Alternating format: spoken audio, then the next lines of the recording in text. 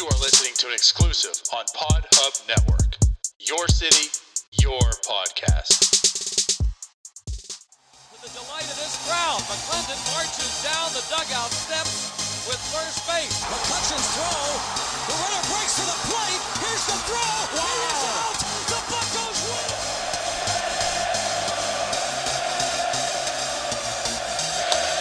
That ball's hit well to left center field. Back toward the track. And that ball is gone. You are listening to the North Shore 9 podcast. Follow them on Twitter, Instagram, and Facebook. Also, make sure to watch wNS9 live every Thursday on Twitch and help support by becoming a patron. Let's go Bucks! Welcome to wNS9 Plus, the very first episode of wNS9 Plus. I'm your host, Anthony DiNardo. With us as always, for the very first time, we have Tyler, we have Jim. Also, we have a special guest, Mike. Is it Persak? It is Persak, yeah. Okay, I forgot to ask. I'm like, I think it's that, but I'm terrible with names, so probably should ask before show. But anyways, Mike Persak, what's up, man? Living the dream, baby. Don't worry about it. I have multiple people who call me Persak, but like I don't like correct anyone anyway, so it's all good. It is Persak, so you got that right. You're off to a good start. I'm happy to be here. Thanks for having me. Yeah, definitely. Thanks for coming on for sure.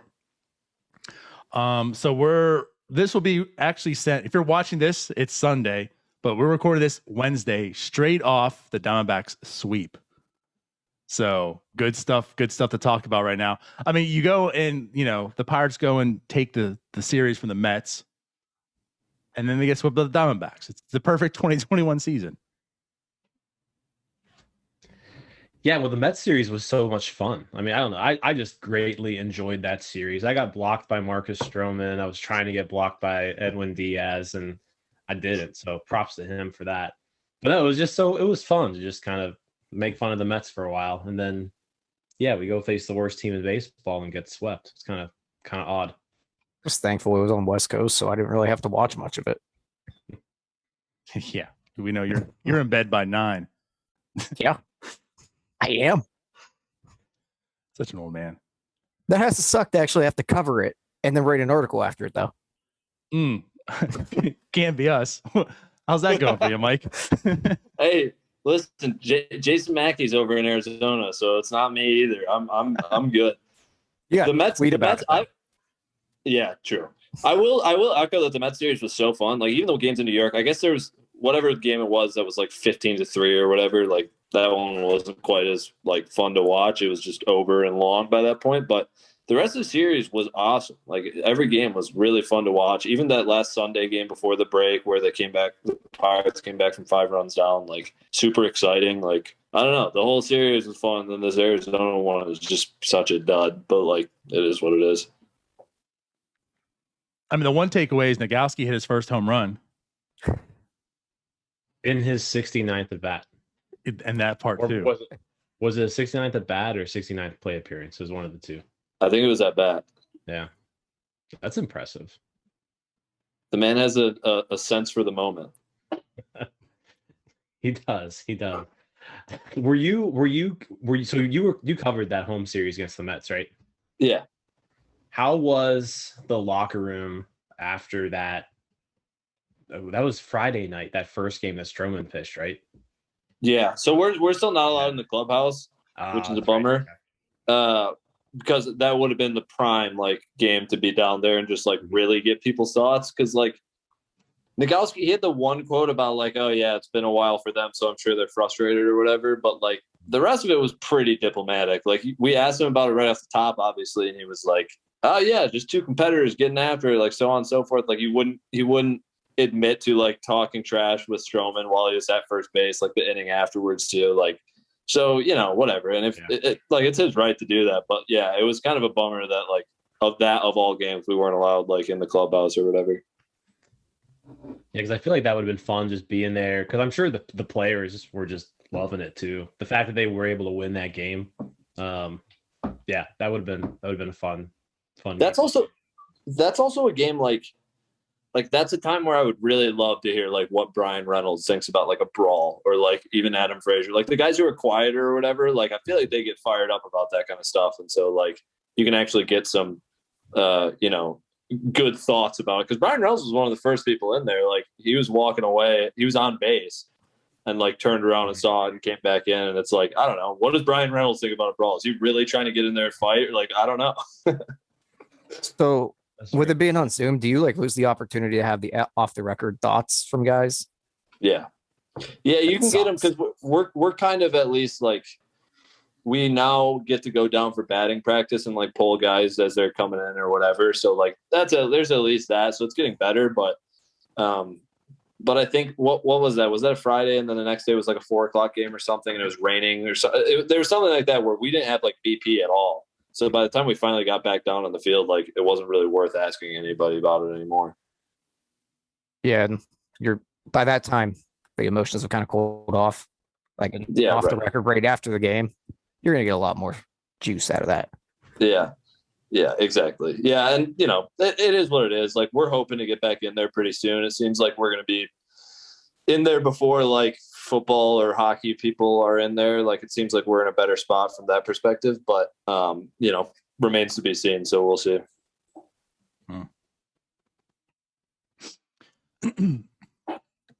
Waiting on the Niners. Cool. Cool. No, but yeah, that Mets series was super fun. And then you didn't cover terrible baseball. Oh, I mean, but that's just what Pittsburgh Pirates 2021 season is. It's just it's how fun can we make this terrible baseball? And that was a good weekend. So even though they weren't able to sweep, the sweep would have been nice. And just the fact that they lost the way that they did, like they came back from 6 runs down on Saturday, and then they blew the 6 runs on Sunday. Because I was talking trash like beginning of that game, and it didn't work out. You gotta be a sad person to talk trash about like in the favor of the Pirates. It also led to like the passion tweets or whatever, or like national people being like wow, the Mets are in shambles, and then eventually having to be like, oh, the Pirates are terrible, they stink. It's like, yeah, dude, you don't watch this every day. I get mad about this stuff just because it's like, yeah, you think like people are just like swooping in and being like, man, these Pirates, they're fun, they're hilariously bad. And it's like, it's not so funny when you're here every game, man. I watched every Kevin Newman at bat this year. That's awful. That's awful.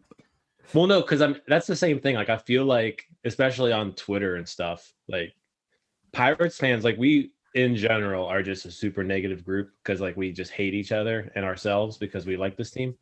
But then like when someone else from outside Pirates Twitter like comes at the Pirates, it's just like it's like a war at that point. We just like, and it just makes no sense because we suck.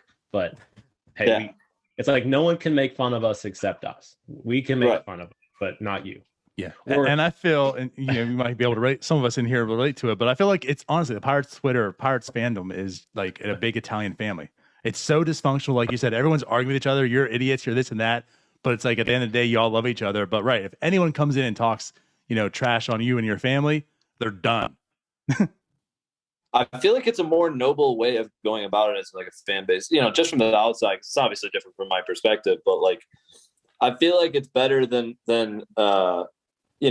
being like, oh yeah, you're right. People from the outside or whatever, like standing up for yourself. Like, I don't know. There's some like nobility in that, at least. Yeah. He might be my drunk uncle, but he's my drunk uncle. Yeah. Right. Like when Bernie tweets out today about how, oh my God, the Pirates are spending money in the draft, and everyone just like attacked him. I don't know if you saw his retaliation like tweets. He's like, oh my God, there might be like 3 Pirates fans left that haven't attacked me yet. And like he started going after people, and it's like, well, I mean, you're the one that made the stupid comment to begin with, but actually, though, one thing I wanted to bring up too, like because you talk about the Pirates playing horrendously terrible, and I feel like, I mean, obviously we all know what we're talking about, that initial play, but I feel like ever since that play as well, like has there just not been a thrash of just terrible plays around MLB? I mean, it's like even like, we're talking about the Diamondbacks. Even this last week they had who was it? I forget, but the guy who like just stopped running to first base again. Yeah. And they threw him out. It was like, what are you doing? Yeah. I think it was Cole Calhoun, wasn't it? Yes, it was Calhoun. But and then the Javi Baez, like how many terrible plays he's made so far as well. Like I just feel like there's been such a thrash of just boneheaded, like just bad MLB play. And unfortunately, it seems like it started at the Will Craig scenario. The Orioles today missed a pop-up that would have ended the game, and then the Rays walked it off the next play. Oh, my God. It's so bad. It's all you hear then. See, sell the team. Yeah, that's how it works. It's actually, that's actually just a state of Major League Baseball is there's like 18 franchises who want their owners to sell the team. I think you can find a segment in every fan base that wants their owner to sell the team. Yeah, the irony in it is the Yankees are probably one of them too. The Yankees fan base like sell the team. Oh yeah, right. Cubs fans that are allowed to straight now. Mets are on their okay. The Mets have had their owner for like what 6 months, and they're already ready to get him out of there. I think Mets fans just want to be relocated, so they don't have to deal with the team anymore. So one of my best friends is a huge Mets fan, and going up like through college or whatever, I would just get like outsized level of like Mets news that I would never have ever gotten, and I was always like, this team is really insane, like crazy stuff just happens to this team, like all like the whole wNS Cespedes like injuring himself with a horse or whatever it was, like just a bunch of crazy stuff constantly going on, and like I think I've come to understand that like part of it is just that if you follow a team for 162 games, like just really dumb stuff happens. And like, it depends on how large the media market is or whatever, like how big it gets. But like, I mean, dumb stuff happens with every team. Like 162 games is a really long time. Like even the Yankees right now, like what a chaos season where like they just keep catching COVID and like their lineup is just like a ridiculous amalgamation of like they're starting a 32-year-old guy who has like 200 career at bats at first base like right now. Like it's insane. Like just had this conversation last night. Jim was like, what is a Rob Brantley? I said the same thing to my friend, like almost verbatim. I was like, you can't tell me Rob Brantley's a real person. Like, who is this guy? Right. That was literally the first time I've ever heard that name in my life. Yeah. I'm like, well, he was a second round draft pick. He played for the Detroit Tigers, the Marlins. I think San Fran a little bit. He was around the block. He had a negative 3 WAR in his career. I only know that from a strat league that I'm in. So, but yeah, but no, you're right. I mean, things heightened, of course. You're watching and seeing this team 162 times. Like you see the worst and the best of them. And this year it's a lot of the worst. So I get it. But I mean, talking the Pirates, maybe we should talk a little bit about them. I know we kind of try to not so much because it's a little bit depressing at times, but we have you on here. Let's talk the season. Let's talk. I mean, right now the draft just ended. Oh, I got a fun game. What's that? Mike tweeted earlier about, let's see, Bubba Chandler being up in 2026. Let's all go around and say how old we'll be when he debuts. Denardo, you start. Tyler, I hate you.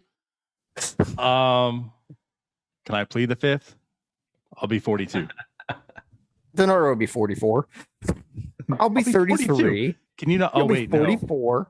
No. That would be 5 technically years. when he debuts, 20, I'll be 40. 20, I'll be 42, and then 28 days later, I'll be 43. I would be 38. 29. I just wanted to point out Denardo's really old. Yeah, we know. 29, but like 29 feels. I hope this isn't insulting and you guys don't get mad at this, but like I feel like when you're 24, 29 feels just like absurd. Like it does. I'll be 33, so that feels really awful. I had a bit of a breakdown when I turned 25. So,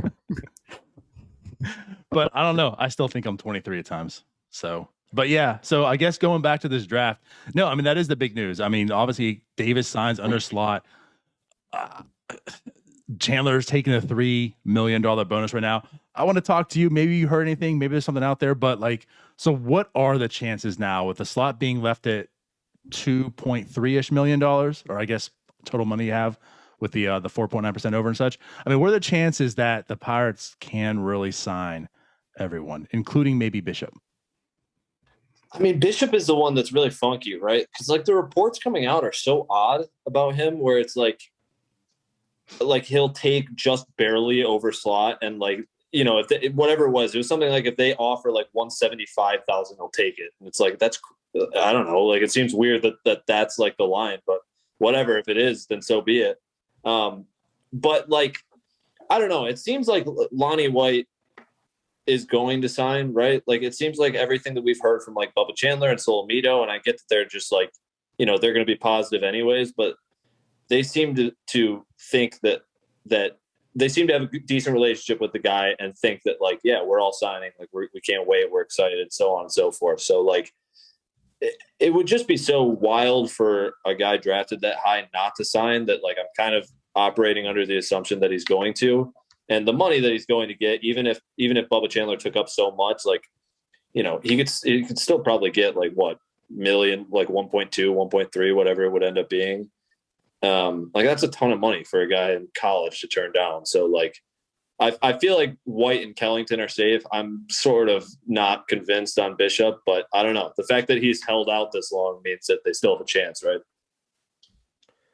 Yeah, I guess Bishop originally, I guess on day 2 came out and said, you know, I'm not going, but yeah, it seems like now he's kind of changed his mind a little bit. I think with White, and I mean, I'm kind of getting the sense that maybe he's just trying to decide like, hey, do I want to play baseball or do I want to play football? I mean, that's probably his main thing is, you know, if I sign, most likely I'm done playing football for the rest of my life, right? I mean, you have some guys who go back and do it later on after they phase out in the minors, but I mean, that's a big decision for an 18-year-old to be like, hey, what am I going to do the rest of my life? And I know, like, you know, $1.3 million is a lot of money, but yeah, it kind of forces you to do the one thing when your whole life you've been used to doing these multiple things. And right. Yeah, it's interesting. I mean, the guy's a freak athlete. And you know, hopefully we can get him. I have a feeling though that they wouldn't have made the pick if they didn't think they could sign him. Right. What was the stat from?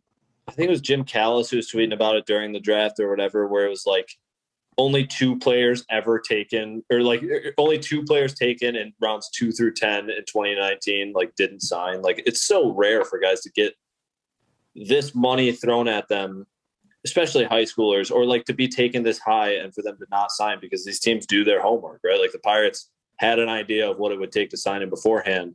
Doesn't mean he hasn't like changed his mind a little bit, but I don't know if they don't get him, maybe Bishop, you know, they can really throw a bag at Bishop and go get him too. Like, I don't know. I'm not sure how it would work, but like I said, I'm still sort of operating under the assumption that like White is the, you know, I'm operating under the assumption that he's going to sign until I hear otherwise.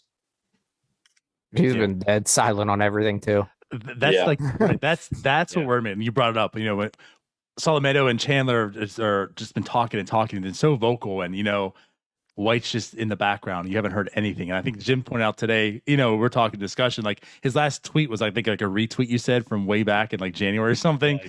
Yeah. So it's like, it's just silence from him. And it makes me a little uneasy. He's posted a little bit on like his Instagram story or whatever of like, you know, when he first got drafted, he posted like the graphic or something like that. Like so there's been a little bit of that, but like, yeah, I mean, it's not for like lack of trying, of like people trying to get in touch with like him or like folks who know him or like whatever. Like, you know, people are trying. I can tell you firsthand. It's just like it's kind of silent on that front. So how long is it going to take till everyone in Pittsburgh starts hating Bubba Chandler when he strikes out 4 times in a game? Because he's going to tweet. It's going to be Tony Sanchez. Everyone just starts hating him.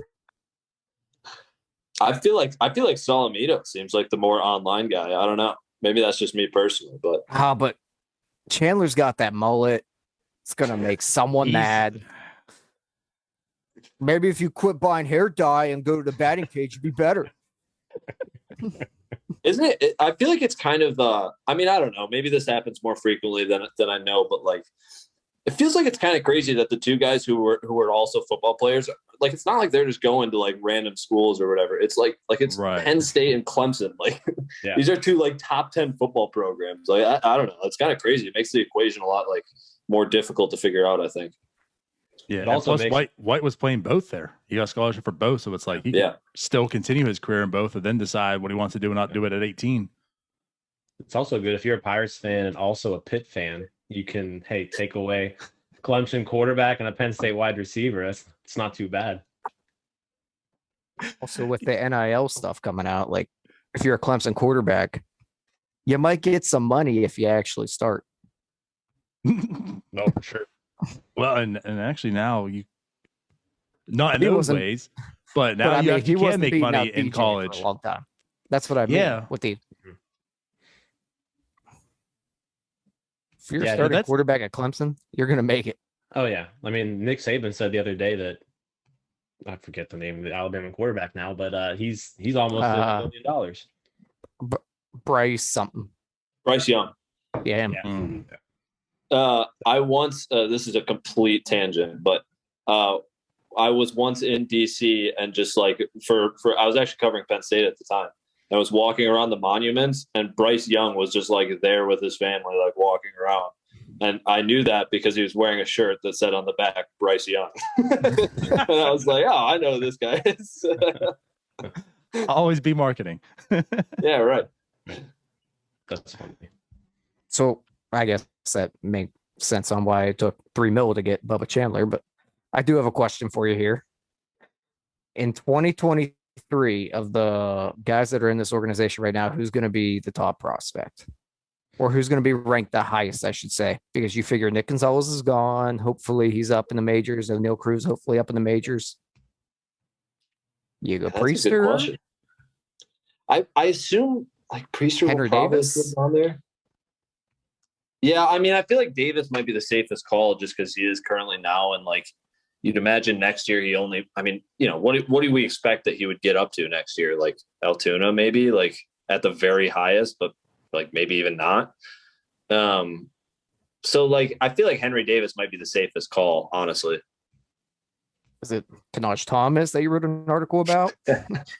I hope so, man. That was a wonderful story. He's a great dude. Actually, that really was. Yeah. No, but it'll probably, like, your answer is probably whoever they take at number 3 overall next year in the draft. That's why I made that caveat of who is currently in the organization. Okay, yeah, who will be ranked the highest. Yeah, I don't know. If I, gun to my head, I'd probably take Davis, but I don't know. It's. I mean, these things change so much. You know how it is. Like it's hard to predict, but I think I would probably take Davis, but Priester could be a good shout. Like, I don't know, any of those guys, even like Piguero. Like if he's not up there, I think people forget how young Piguero is. Like he's only 20. So like maybe he develops even more and becomes like a can't miss type of guy, but yeah, I think like it would probably be between those 3 if I had to guess, because I agree with you that like if Gonzalez and Cruz aren't up there by then their stock will certainly have fallen at that point. So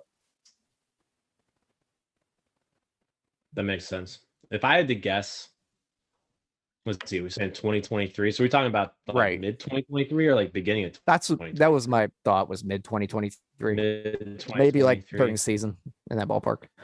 See, I'm thinking 2023 is the year that like, yeah, I think Cruz can potentially be up here next year. Mm-hmm. But then we're looking at basically that whole Greensboro crew, Gonzalez.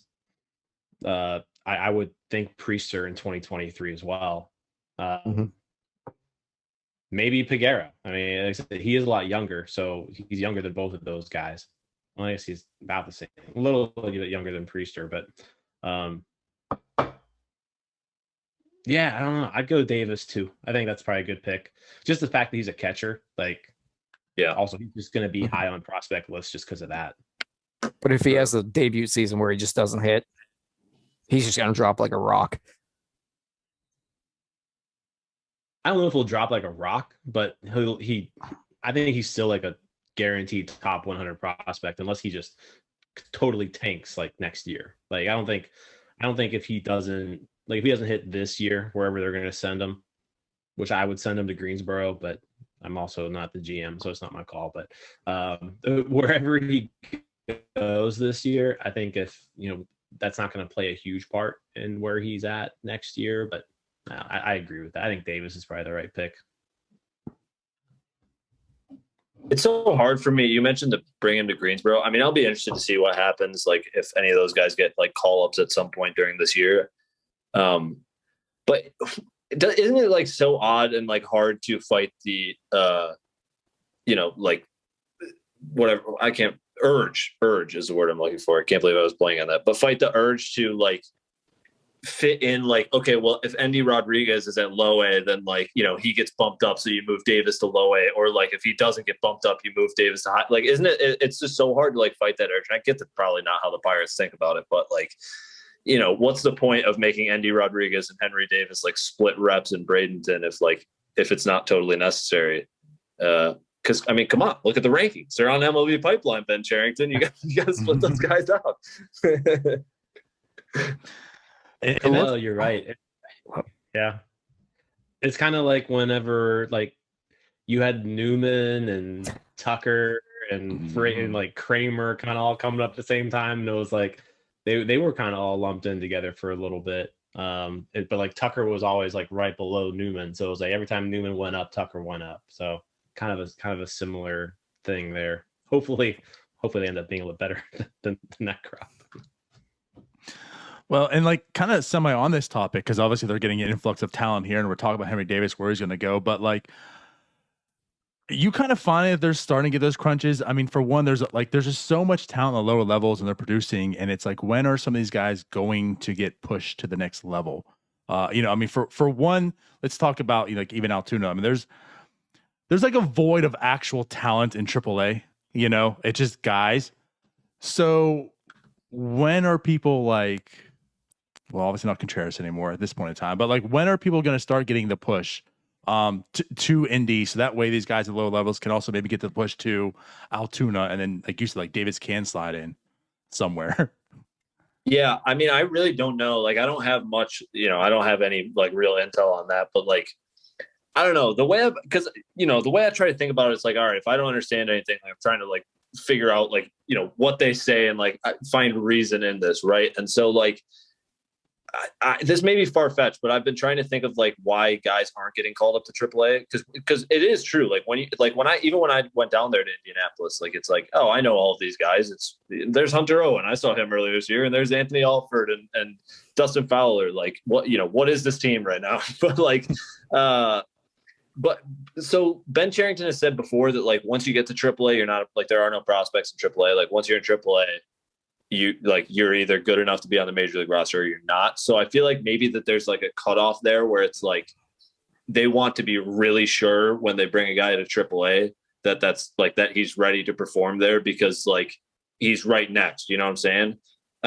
Which is why it's confusing. And like the only one I really don't understand right now is Rodolfo Castro. Is like, if you believe in this guy enough to give him like starts in the majors, and he like does even a little bit of something there, like what's the point of bringing him back down to AA just so you can give reps to TJ Rivera in AAA or some other guy that like you picked up off the waiver wire or whatever it is? Like, and nothing against those guys, like it is what it is, but why wouldn't you let Rodolfo Castro go challenge himself when he's dominated AA and he came up and gave you something in the major leagues? But the other guys, I understand like a sort of caution. Like if you want to be absolutely sure before you bring him to AAA, fine. If it were me, I'd probably just like bump him up, because why not? But yeah, I mean, that's just kind of how I'm trying to think about it. Like that's really the only thing I can sort of reason right now. Boy, am I just happy he didn't say Mason Martin. Oh, here we go. Tyler is since Tyler's opened Pandora's box here. Yes, let's talk about him a little bit. Yeah, the guy strikes out so 30% of the time. You're right. He doesn't deserve to be the most home runs. Good for him. Most home runs in minor league baseball over the last 2 years. Great for him. He's not going to make it if he keeps K'ing like that. And guys that K like that in the minors don't make it.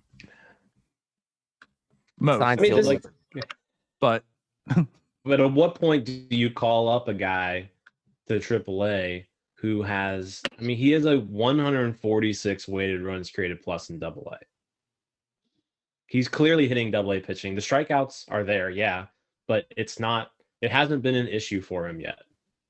Yeah, I think it's just the big fat. Yeah. We don't really think he's that good, so let's not think about him. I mean, I this isn't specific to Mason Martin because I agree with you that the strikeout numbers are a little too high, but I think that Jim's point that like he is producing a lot down there in terms of like even in spite of that is like at least noteworthy, and like probably worth at least giving him a shot at triple at some point, right? But like, yeah. But I do try to bring this up like fairly frequently of like, when you're analyzing like how this organization is doing with the rebuild, talent acquisition is, it's a big deal. Like you should be happy about the draft and like them, pulling the strings right on their biggest bonus pool to like get, 3 top 35 guys or whatever, or 4 top 35 guys or whatever it is. Like, that's good. But like there is no example yet. Like it's still too soon to say that they're definitely doing a great job in development right now, because like if a guy's raking at low A or high A, like fine, that's good. Like that's encouraging. But everyone always said, you hear it from baseball people all the time, that the biggest jump is AAA to the majors and the biggest minor league jump is AA to AAA. Like those are the levels where you need to perform before there's any like real hope in this guy, or at least like tangible results, right? And so like, it's better that O'Neal Cruz was hitting really well before his injury at AA than if he were struggling a ton. Like I'll acknowledge that for sure. But it's not like a tangible, part of the rebuild until like it continues to move on. You know what I'm saying? And you can look for signs and pieces and all that, but I don't know. I just think that like in general, people look at a rebuild and they put way too much stock in prospects and like what they're doing right now and whatever. And it's like, you can't just rely on a bunch of like 20-year-olds to pan out for this rebuild to work. Like it just doesn't happen like that most of the time. It's good that the farm's good, but like there's a lot more that needs to be seen before this is like a success so far. We've been in the boat of a really good farm system quite a few times in the last 10 years. Yeah. Yeah. It happens like, a ton of teams have really good farm systems and like, you just have to hit on like what, 8 of them. Like it doesn't have to be like it's, like not even that. Like you need a couple, and then you need to be very shrewd with your front office and signings. And right. Yeah. Now, something to that. What I'll say, because I think I don't know if people lose sight of this and such, but like part of the talent acquisition you're talking about is getting as many as you can, because of course, you need things to pan out. So obviously you mitigate some risk if you have like 40 good players and not 20. Right. But I think what also you got to understand too is like, not only is Cherington potentially stockpiling like future Pirates, but you have a stockpile of also potential trade pieces that are coming through this organization too, because you already have like your middle infield now, and now this player that's going to get drafted next year per se, or maybe it's one of the guys that drafted this year that comes up like now is expendable, and there's a potential way of getting some starting pitching or whatnot. So that's one thing I like about like what's, especially again, like we're talking about this draft, like the talent that you brought in. Are these guys going to pan out? All 4 of them? Probably not, right? But what you might have is a starting catcher, and you might have 2 pieces that are in AA at that point in time, and now they're a potential like trade chip to improve that team. So that's one thing I do like about this rebuild is you are right. At this point in time, you don't know who's going to be what, but at least you are seeing positive things. Right. So like, we don't know what the development's going to be, but in my point of view, like Cherington's done a great job acquiring a lot of talent. No, I agree with that. And like, what I said isn't even necessarily an indictment of Ben Cherington, because like I said, you don't need all of them to pan out for it to be a good rebuild anyway. So I just think like, I don't know, it's Mason Martin, like I said, is like, he's hitting a ton of home runs, and that's great, but like it is still AA, and mm-hmm. You want to see more. Like I think the larger point is just that like nothing's really a sure thing in terms of like the individual. Like all you can do is acquire as much talent as you can, like you said, and hope for the best from there, I guess, but like be ready to supplement it with like other outlets. Like you can't just only rely on, your top 8 prospects to pan out and turn into a World Series team.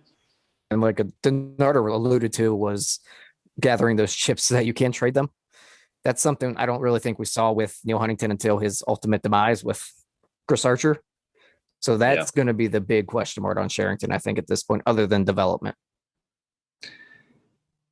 Yeah, I mean, I think it is encouraging that, like, he hasn't stopped. Like, it's just like you just keep churning out, like, and getting prospects, and like even if it's just a random trade for Dylan Peters or whatever, like, it probably doesn't mean anything, but like if you like something about that guy and you think Kyle Crick is expendable or whatever, like, and you go get that, like, it's a constant churn, you know what I'm saying? Like, and it's not like Dylan Peters is going to turn into an ace or whatever, but I think that just the constantly looking for whatever is at least encouraging, where it's not like, they haven't gotten to a point where they're satisfied with what they've done and they're ready to sit back and wait, Can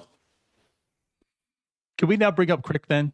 Because there's also some internal discussion on that I think all three of us can agree. So about Crick, okay, he's probably not in the future plans for the Pirates. I think that's safe to say, right? Even as far as 2022, probably not going to be on the Pirates. But something like, I guess what leaves me feeling a little dirty on this is, why was it Crick?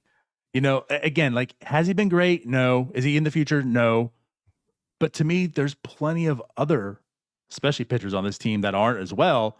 And so, like, what made Cherington decide to, like, stop his finger on Crick and say, you're the guy at this point in time, and not other guys that might be more deserving of that? Yeah, I don't know. I obviously they'd never give like a straight answer on that. It's been hard to, I don't know.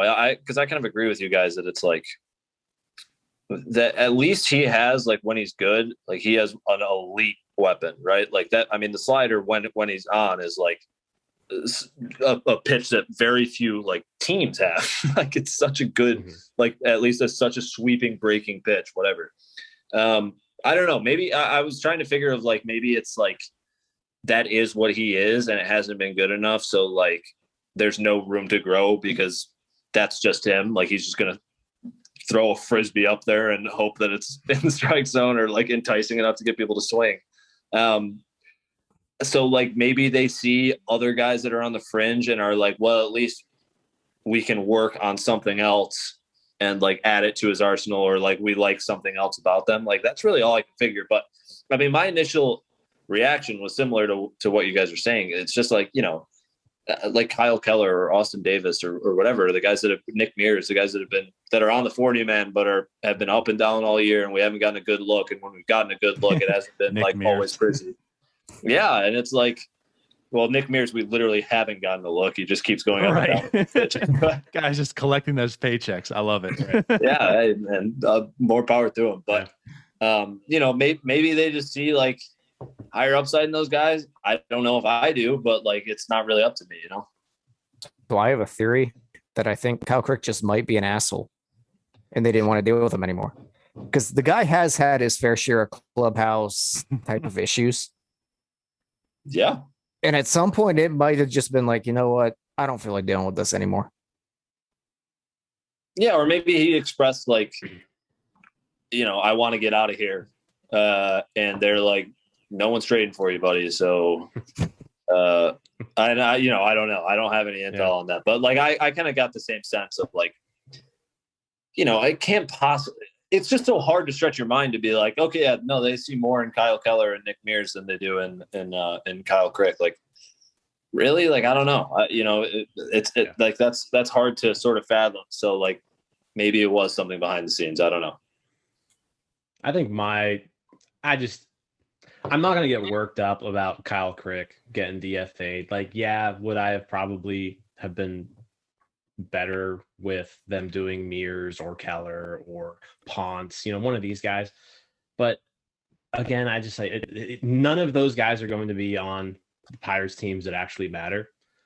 I don't think Kyle Crick's going to necessarily add anything to this team down the road where they could make that team. Like, no one's trading for Kyle Crick, like you said. Yeah. So it's like, I mean, if so, it's going to be for just some cash. Yeah, but I mean, cash. I mean, if you keep them around, we suck anyhow. Cash considerations is probably the best you're getting for Kyle Crick. The dude walks 7 batters at every 9 innings. He literally has no idea where his pitches go. He just spins them up there as fast as he can. And yeah, it's an excellent slider, but he doesn't know where it's going. And when he doesn't know where it's going, he's like a bad pitcher. And so like they got a bunch of those. I agree with you. So like I said, I'm just not getting worked up about it. Like I don't know. Yeah, I feel like Tyler and Jim are like on opposing sides here about this, and I'm in the middle. And my thing is, I agree with Jim saying, I don't understand the thought process. Like, I just want to know the why. Like, why was it the Crick? Because the thinking doesn't make sense. I'm not worked up over it. Crick's gone. He's probably gonna be here anyways. But why Crick? I mean, maybe I don't like understand Mike that. Maybe like Mike said, I mean, Crick's going to be in arbitration next year. That they were probably going to non-tender him. So maybe just be like, hey, you know what? Let's just DFA you. You can go try to hop on to some other team, maybe a contender, maybe get a minor league deal and play for somebody else, right? Maybe the Diamondbacks. But that could be it. It's just like, hey, you know what? Nobody wants you. We don't really need you anymore. Go find somewhere else to play. I'm going with my method of he's probably an asshole. They didn't want to deal with it on a rebuilding club. I'm interested to see if he gets claimed. I mean, I think he'll get claimed. I honestly, if I had to guess, the Reds would claim him. That would make sense.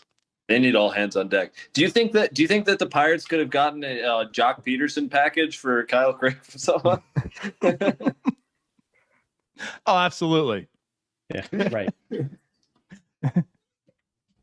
And that's the thing too. Like with this year, that's more than I thought they'd get for him. Yeah. Right. Well, I was gonna say, and this year, like with no international money being able to trade it too, like that's even less of a reason that Crick's probably gonna get traded. That's what I'm saying. Like at this point, with the DFA, maybe cash. What was his arbitration money going to be? Nothing. Just pay him that, see if he bounces back. If not, DFA him. Who cares? But my theory is that he's an asshole and they didn't want to deal with him. Sign, seal, deliver. Boom. He did punch a pedophile, though. He did. Good for him. Yeah. But he also got into it with a bunch of other dudes as well. So he's probably an asshole. Actually, going to the Reds would be fun because he's the one who started that whole fight, didn't he? Wasn't it like Amir Garrett and Kyle Crick and that's who he was going after?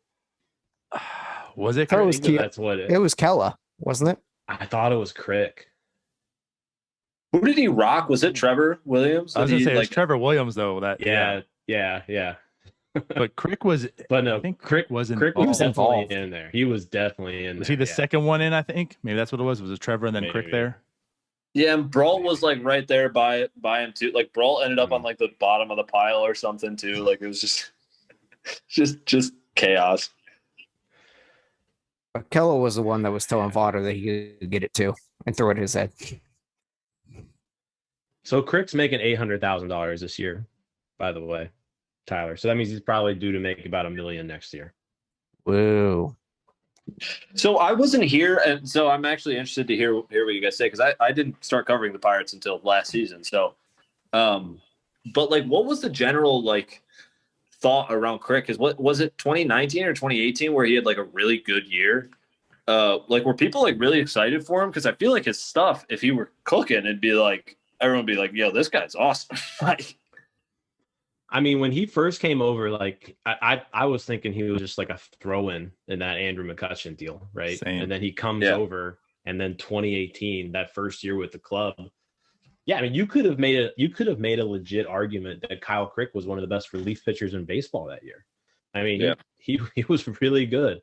And then the next year, it kind of started, crumbling down. He was giving up tons of home runs in 2019, walking tons of people. But yeah, that 2018 year, I mean, he was great. I feel like he was one of the best eighth inning guys in the National League.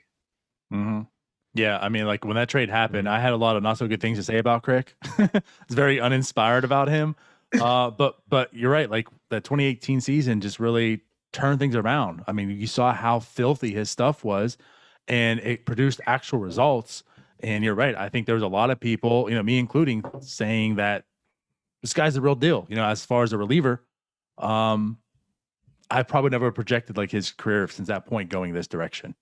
Yeah, I was saying we were talking at the beginning of the season, like he is a true DFA. He was a true DFA candidate before the season came. So that's why, again, like I'm not complaining that he's DFA'd. I just don't know why him. That's all.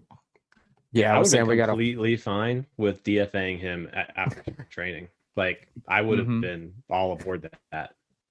Go ahead, Tyler. Your time to speak. I was saying we got a fourth outfielder and a reliever for Andrew McCutchen. I was pissed off. I was wrong. I know. Yeah, that fourth outfielder. Dude, that catch turned out to be pretty good. That catch he made the other day has to be the best one I've seen him make. That was unbelievable. He has the one going back. Yeah, I mean, I always feel like his range is clearly solid, but like I feel like he doesn't lay out very frequently. That one he like went full stretch, like line drive, whatever. And if he didn't catch it, I mean, that was a triple for sure. Like, he certainly has impressed me. I did not expect him to play as well as he is. And then especially you talk about diving out. I feel, what game was that where he like laid out twice and I feel like one inning and like both times it was just out past his glove. And I was like, oh boy, here's the Brian Reynolds center fielder experience.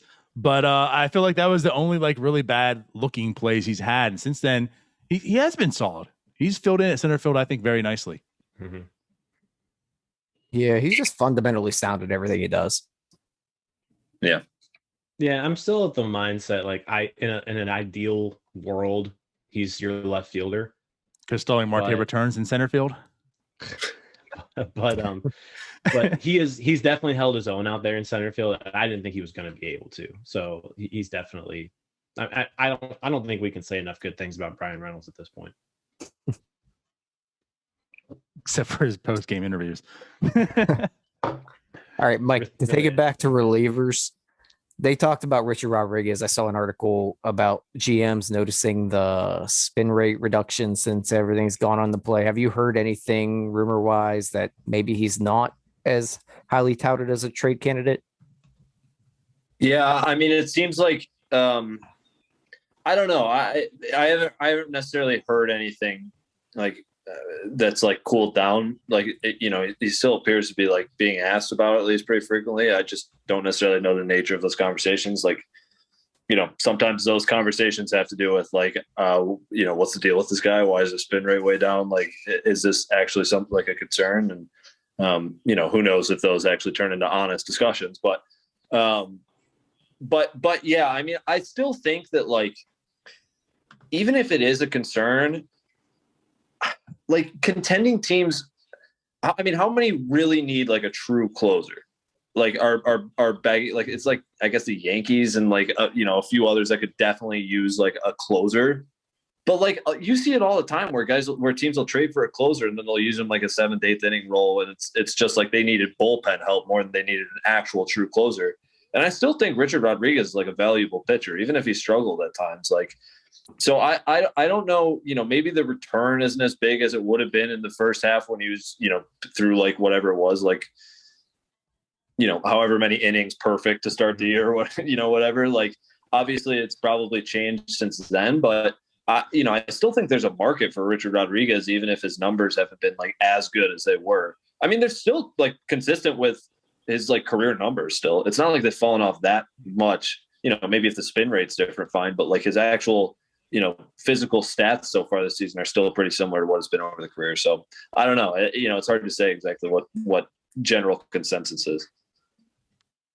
Yeah, I mean, I'm looking to like ever since June 1st is kind of the date that I use because that's kind of, I feel like beginning of June is when all this stuff started happening and people, that's when the memo came out. But I mean, he's pitched in 15 games since then, and 11 of them have been scoreless. So I think most teams would take that. So as long as the results are still there, I don't think it's going to affect things too much. Because like Mike said, there's teams out there who, if you're acquiring Richard Rodriguez, you're maybe not using him as your closer. You're maybe using him as a setup guy or the 7th inning guy, and he's going to be better than those teams' options right now, more than likely. And that's what I think about like Rodriguez as well. There's definitely concerns about, I mean, he's had a tremendous drop in his spin rate, right? But on the other end, like 90% of MLB has, you know? So like almost like every reliever is going through the same situation. Obviously like what he was doing before then was extremely well. I mean, you know, like no one's putting up zeros every single game. So there's going to be some regression. And like, so I'm kind of with Jim on here. Like I'm nervous still a little bit. I'm worried, but he hasn't like completely just broke down and been terrible. Almost like, actually, I mean, I'm not going to say it correlates, but Crick has had a terrible month, right? He's just looked god awful. Not that his spin rate has really dropped or anything. But what I want to say too, so we're talking about Rodriguez and the trade value and such, and I feel as if, so all year the storylines that Richard Rodriguez is, you know, pitching well, this bullpen's pitching well, Sam Howard looks great, you know, Crick is looking good. Can you actually get something out of return from Crick and such? And I feel, and as I brought up jokingly here before the show and such, like someone who's really been lost through the shuffle and had another really good outing today is Chris Stratton. And, you know, we're talking about the spin rates, and that's something he's also known for. He has great spin rates on, you know, his pitches and whatnot, but I haven't seen him drop either. I honestly, and I talked about this, you know, when it happened, I was like, Chris Stratton is going to get suspended. Like, I'm going to put money on it. He's the first person. They're going to check his glove, and out he goes. And because they didn't drop. I think the first time it was announced, and his spin rate actually increased by like 20 RPMs that game. I was like, he's done. But they've continued, and it's like, this is really Chris Stratton. Like, I'm kind of semi-shocked. The results are still there. He's still playing. So maybe, like, what's your take on Chris Stratton? Is he maybe garnishing any thought here in a trade? Dude, I think he's like, when I look at this team, because, you know, I know that everyone's looking at Adam Frazier. It's like, oh, he's the guy that everyone wants. He's an all-star and so on and so forth. But, like, he's going to fetch a huge price because he is an all-star. Like Chris Stratton seems like the guy to me that would be most likely to be traded, because for those guys who are, or for those teams who are just looking for general bullpen help, who better than the guy who can go out there? He's thrown 3 2/3 innings in appearances this year. Like, he was a starting pitcher before he was a bullpen guy. Like, he has length to be like a middle reliever guy, and he just like has good numbers. Like, he's just a solid, you know, maybe not splashy piece, but like, you get something back for Chris Stratton, and you don't have to give up a ton, and you know, and he just fits in wherever you need him in the bullpen. You know, maybe not like a closer. If you want to put him at closer, fine. But I don't know if that's his role. But like, you know, he can just pretty much do whatever you need him to do. So to me, like, I don't know. It feels like he has gone sort of under the radar, like you said, and I don't really understand why, because you know, everything I see, you would think that this would be a guy who teams would be kind of flocking to. Yeah, I think Stratton's almost to the point where the Pirates are better off not trading him and getting rid of those back end guys, and seeing what Stratton can maybe do in like a 7, 8, 9, probably not 9, but 7th or 8th inning role, like 1 inning role, that see if they can build some trade value for him next year, possibly. I think that's possible. I kind of like exactly how they use Stratton right now. Like, I think they utilize him perfectly. He's excelling in that role. And I do agree with you. I think definitely under the radar guy. I have heard his name come up in a few conversations, like when national people are writing their trade columns and stuff, but it's not a ton of people. But no, I agree with you in that I would be surprised if Chris Stratton's on this team in August. Like, I feel like he's just somebody that a lot of teams are going to be calling for and calling about. He's not going to cost a ton. But like I said, they'll get something back for him because he is a good relief pitcher. But yeah, I don't see him being on the team much longer, because I think there's going to be a lot of teams calling about him. There's a lot of teams out there where they just need like 1 or 2 relief pitchers. There's a lot. And so I feel like there's going to be quite a few relievers dealt at the deadline, and I think Stratton's going to be one of them.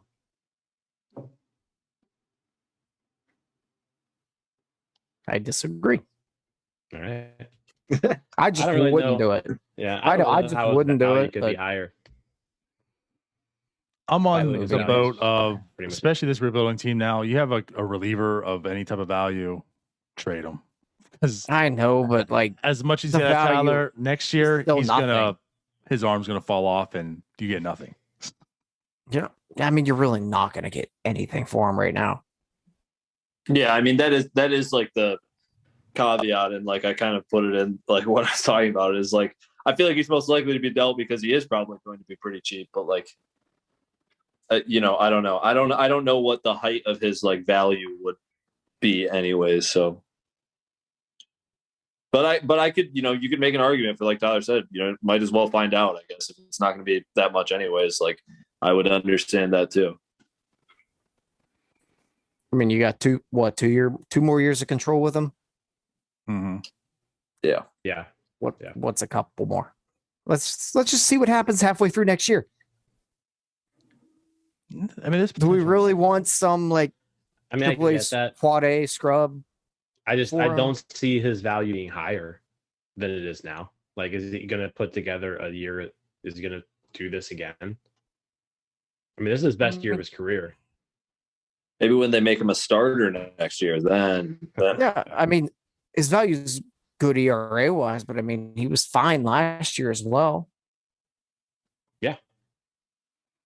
So are like, why not? Are you clamoring for a Stratton Brault piggyback next year?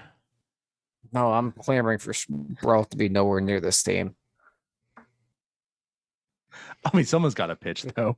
Yeah, someone. They need 5 pitchers at least, 6 sometimes. I got a rubber arm here. So if we were to ask you, and maybe a form of ranking, who's most likely to get dealt, and how many of these guys do you think will be dealt at the deadline? What are your thoughts?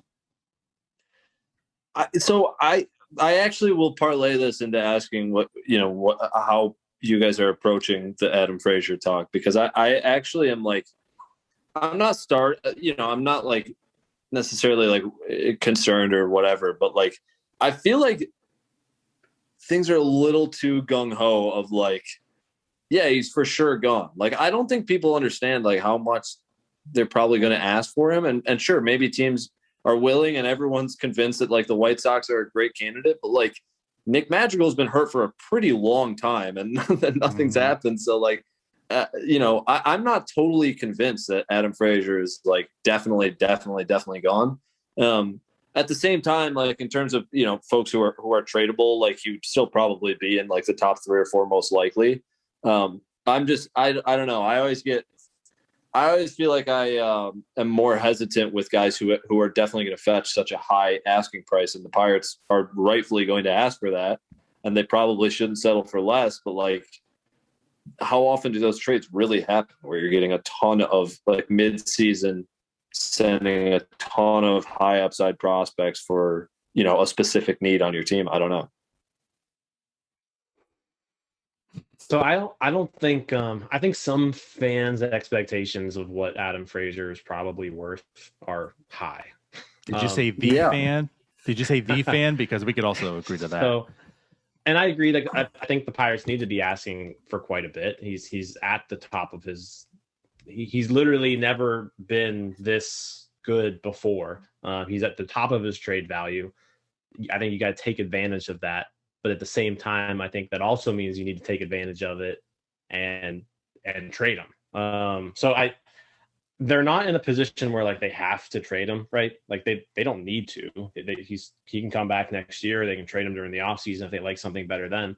So they're not in a position where they have to, but they are in a pretty good spot where they've got a player who's pretty versatile. He can play really second base, left field, right field. You can put him anywhere, third base even.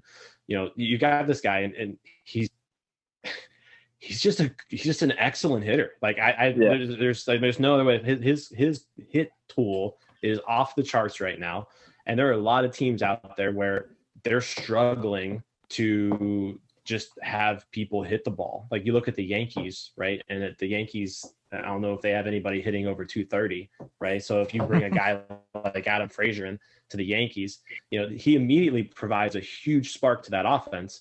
And I think the Pirates know that he's a premier hitter in this league. And I think a deal gets made, but I don't think we're talking about like 2 top 100 prospects, right? Like we're talking about like that's not going to happen, right? Like we're talking about, I think, something not similar. Andrew Vaughn. I think we're talking like something similar though to like a Starling Marte deal. Like I think you could comparatively, you could compare those two and say, you know what, their trade values are probably pretty similar right now at the time of the trade. And so you look at the return on that trade, you know, Brennan Malone, Piguero, neither of which were top 100 prospects when they traded them. And then, you know, both of them have kind of risen since then. So I think that's kind of what you could expect, is maybe two pieces who could eventually develop, and you're hoping to develop into, you know, higher tier prospects. I think that's what you get in a trade for Adam Frazier. I also could see fans being pretty disappointed with that return if they're like, hey, they got two guys in A ball. But I think that's what you could realistically get. So I was talking to someone in the same, you know, stratosphere of the Pirates about Heyman going on with the fan and saying that they're going to get two top 100 prospects here. Yeah. And we were both saying, like, damn you, like you can come in and say, you can come in and say that and just leave, and you don't have to deal with it ever again. Like, whereas I open up the mailbag and I'm just getting like questions from people that are like, okay, so which teams have the most top 50 prospects that they're going to send over for Adam Frazier? It's like, no, come on, dude. Like, that's not going to happen. No, I am with you. I think that, like, their best bet, obviously, and this isn't like, you know, reinventing the wheel or anything, is if the Yankees are like, okay, enough's enough. We really need some, like, a left-handed bat in here who is not Rougned Odor, like, or you know, the Red Sox decide that they need a second baseman or someone who can flex there in outfield or whatever. Like, and they probably need teams to look at Adam Frazier and Eduardo Escobar and say, no, Adam Frazier is definitely better, and we want him to, you know. Mm-hmm. But I do agree that, like, in terms of likelihood, it's probably one that, like, you know, maybe it gets up closer to deadlines, teams start to feel more of a sense of urgency, and then, you know, come up to the Pirates asking price or whatever. Like, so you know, I'm like I said, I'm certainly not saying that, like, I don't think he's going to be traded. I'm always hesitant with, like, the big, you know, people who everyone has been saying as a trade candidate for the last 3 months, that it's like, well, you know, maybe nobody wants that same asking price. Like, maybe he's more valuable to the Pirates, and other teams don't see it the same way. But I agree that, like, this year has, like, kind of transformed that. And so, like, they should be asking high, and there are probably enough suitors that, like, it eventually happens. It just feels less of a sure thing than everyone seems to think it is. But anyways, that's sort of a distraction to, like, your original question. I still think that, like, I group it into, like, a group of, like, four of, like, to me, like, Richard Rodriguez, Tyler Anderson, Adam Frazier, and Chris Stratton are, like, the four that I think are more likely than not. Maybe not more likely than not, but likelier than the rest. And like, Anderson and Rodriguez and Stratton are guys that I just think every team could probably use. Like, if they're like, all right, well, how can we improve our team? Like, a crafty lefty veteran who maybe could fit in the bullpen if we needed him to, like, fine. We've already been over Stratton and Rodriguez. And then the rest is just kind of like, I don't know. I was talking to someone else the other day about, like, remember last year, and there was so much hype around all of the pieces that the Pirates had, and then the only guy who left was Gerard Dyson. And it's like, you know, what if a team was like, oh man, we could really use, like, a backup first baseman, and they're like, screw it, let's go get John Nagowski. Like, I don't know, he's been playing pretty well. Like, we'll send, like, a low level. Like, I feel like that's not that crazy, because they've had such odd players that have, like, stepped up recently, like Defoe even, and, like, I think Defoe's the best option there. The best example there. Defoe and Gamble, like, kind of fit that. Yeah, Gamble too. Yeah. Like, that wouldn't be the craziest thing in the world, is if, like, those guys went. Like, I feel like, you know, everyone. It's weird because everyone went into the season being, you know, I mean, Gamble and Nagowski weren't even on the team, but, like, Defoe was like, you know, what is this guy doing? Like, what role is he going to fill? Like, whatever. And then when he pops up, it's like, man, they might have found something, but that can just turn into someone else taking that something. Like, just, like, that's probably the most value, or, like, substantive value that you'd get out of Wilmer Defoe anyway. So I don't know. It's like always so hard to figure, but I always try to keep my eyes on those guys too, that, like, people aren't really paying attention to and probably wouldn't fetch that big of a return. But sometimes those are the ones that are more likely to happen than anything. I'm glad you brought that up, because similar to the Dyson trade. Like Dyson was traded because of his speed, right? Yeah, that's what speed do. Who's 10 for 10 in stolen bases this year? we thought Gregory Polanco could come back and have this great power season, get traded. Meanwhile, he's going to be the Dyson this year. The Pirates will eat his salary to go to a team who's looking for a speedster. Who would have known Gregory Polanco is going to fit that mold? There it is. Yeah, he'll steal second base, but then he'll get comebacker to the pitcher. He'll get stuck in a rundown between second and third the very next pitch. I always say to people, listen, Gregory Polanco's problem is not picking up speed. It's stopping and changing direction is where he really struggles. It's getting coordinated enough to dive for a ball in the outfield. Like that's an adventure. He can't do that, but like he can get up. He's got a pretty good top speed. I can't believe that nobody has gotten back to the hold the tag on him because he pops off that base every single time. Still, they tried to fool him today, didn't they? Well, the shortstop, I think it was, who was like pointing in the outfield saying the ball was in the outfield, and he was like, "Nah, it's right there." Getting smarter. They tried. Got that IQ. Greg's seen it all. You think you're going to get him with that? No chance. Greg's going to go back to Dominican and just live a great life with all his money. Just going to rake into Dominican winter leagues year after year until he's 45. And he's going to leave the MLB like within the next year or two because he's not good. I mean, I don't think he plays Major League Baseball after this year. I don't either, but I just love the guy. They seem happy to have him. I just don't think he's good enough to make any other team. Like he'll get a minor league deal probably with a spring training invite next year, but he's just not good. Sucks to say that. I love him, but he's just not a good baseball player. He could have been adequate if he would have just not gotten hurt every year. Yeah, one of the craziest interviews we had last year was well, not craziest, but Randy Dobnak when he came back with the Twins or whatever. Like I hopped on his Zoom and was talking to him about Pittsburgh stuff, and he was saying like, yeah, man, like I remember we were on vacation in like Fort Lauderdale when Gregory Polanco played his first game, and we all like rushed to a bar and like begged them to put like the Pirates game on the TV so we could watch Gregory Polanco's first game. And then it was like he was playing the 2020 version of Gregory Polanco. It's like, man, it's got to be a far cry from what he was imagining Gregory Polanco's career would end up being. Right. Him and John Nagowski are in like the top 5 of most hits in their first however many games. Yeah, I saw that. Yeah. Yeah, I mean, I look forward to having this conversation again when the Pirates pick up his team option for $12.5 million next year. Oh, you're so funny. So going back to Frazier, because of course I got to ask more questions on Frazier, right? Not from the North Shore 9 account. You bring up a good point, and I'm almost afraid to even ask this because I'm afraid to even entertain it. But I want to because I feel like I could almost maybe get on the ledge about it. You good? I just broke my desk in the middle of this. No, makes the move easier for the apartment. Yeah, good thing you're moving. Yeah. All right, we'll deal with that later. The whole shelf just came out. You know the shelves that slide out from underneath the desk or whatever? Mm-hmm. Like I bumped it with my leg and the whole back just collapsed out and just dropped on the ground. All right, sorry about that. Wow.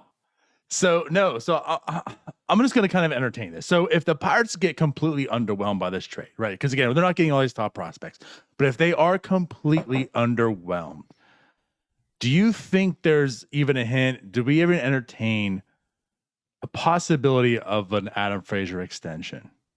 If you're not going to get anything in return for him, do you maybe look at keeping him?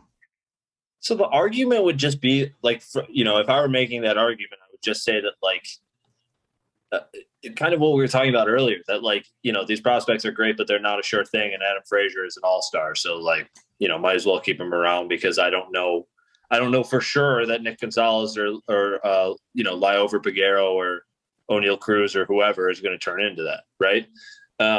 So like I could hear that argument, I guess, but I also don't know for sure like how much better Adam Frazier like makes the team at that point anyways. Like maybe your money would probably be better spent elsewhere on filling other holes, because you do at least have those prospects who at this point you imagine are going to be serviceable.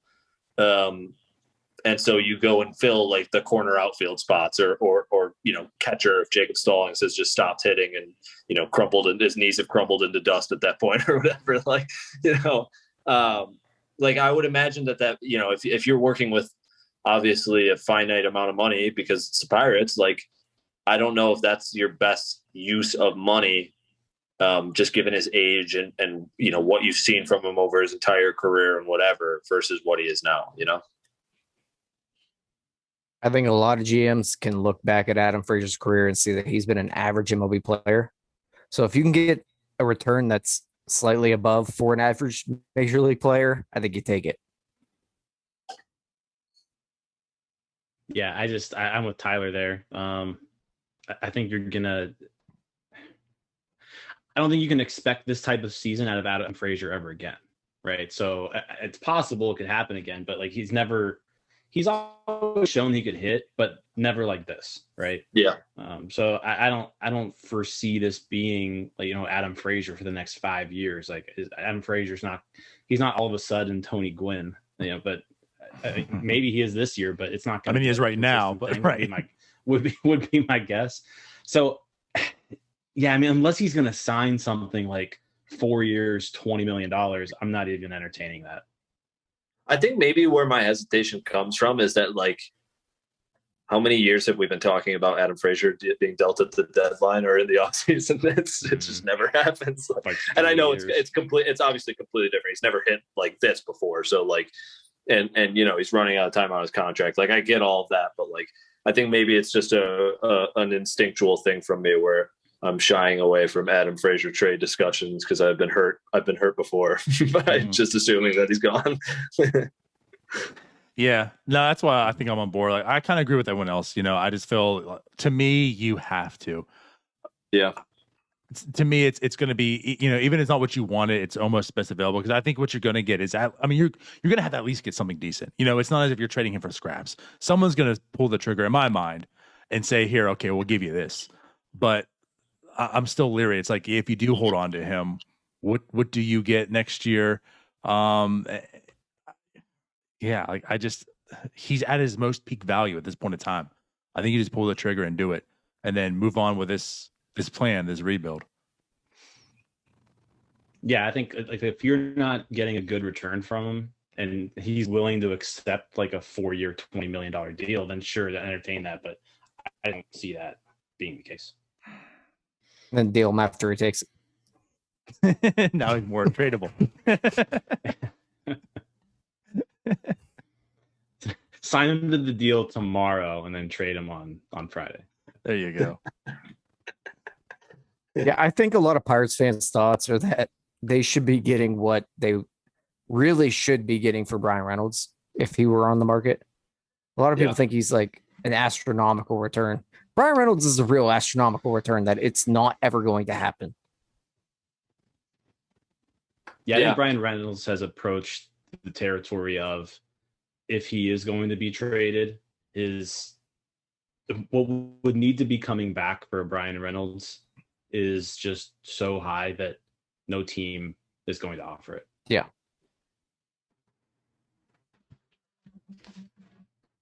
It's the same old every trade deadline where every fan thinks that they're going to get way more than their players are worth. Let me trade my crappy players for your good players.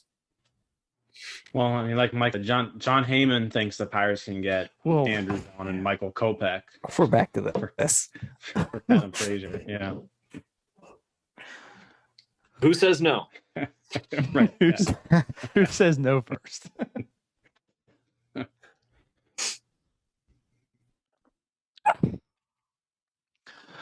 All right. Well, I think that pretty much wraps up most stuff we want to talk about. Mm-hmm. Unless, did you guys have any other questions? I'm good. I'm good too. Yeah.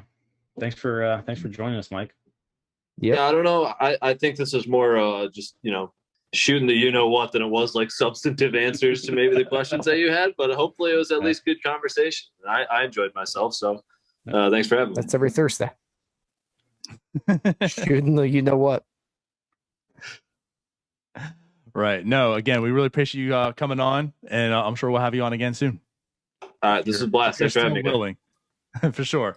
Have a good Yeah, night. I mean, I can't be seen with so many non-blue checks this frequently, but I'll come on every now and then. So, you know what? Fix your desk. Right. Imagine being verified and having a broken desk. Oh man. Yeah. But for real, yeah. Thanks a lot. We'll talk to you soon. Yeah, absolutely. Thanks, guys.